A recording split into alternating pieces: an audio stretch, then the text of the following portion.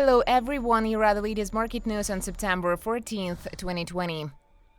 ByteDance choose Oracle instead of US TikTok sale.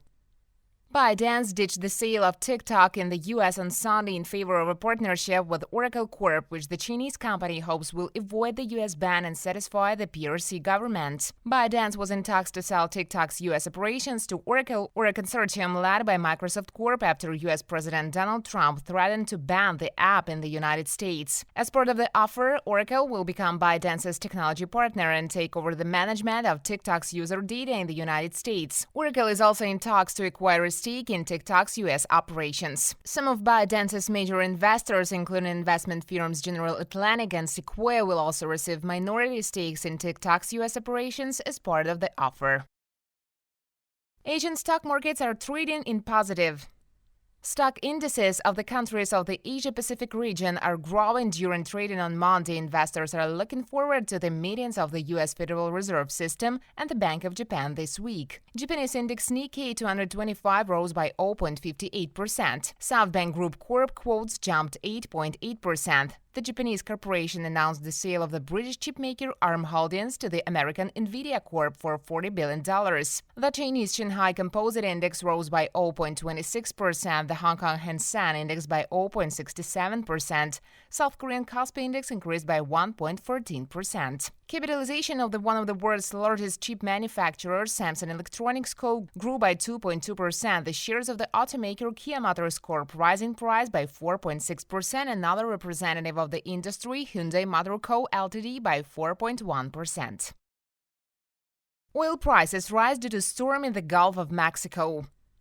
Oil prices rose on Monday as a tropical storm in the Gulf of Mexico forced companies to evacuate rigs and suspend production. At the same time, concerns about oversupply and falling demand for fuel limited price increases. Futures for Brent crude oil by 9 o'clock Moscow time increased by 0.28% to $39.94 per barrel, for WTI by 0.54% to $37.53 per barrel.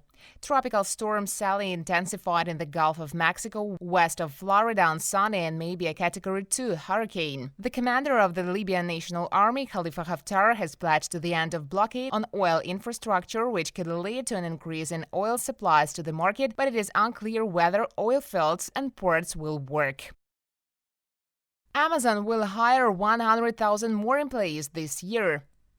Amazon.com Inc. said Monday it is hiring an additional 100,000 employees, the fourth hiring cycle the company announced in the United States this year, to keep up with e-commerce demand, which soared during the pandemic. The world's largest online retailer said the vacancies are for full-time and part-time jobs in its country and Canada and will include positions in 100 new warehouses and manufacturing sites it opens this month. The Seattle-based company had 876,800 employees as of June 30th, excluding contractors and temporary staff. The news reflects Amazon's continuing need for labor to collect, pack, and deliver goods to customers, with revenue growing 40% in the last quarter and the largest profit in 26-year retail history.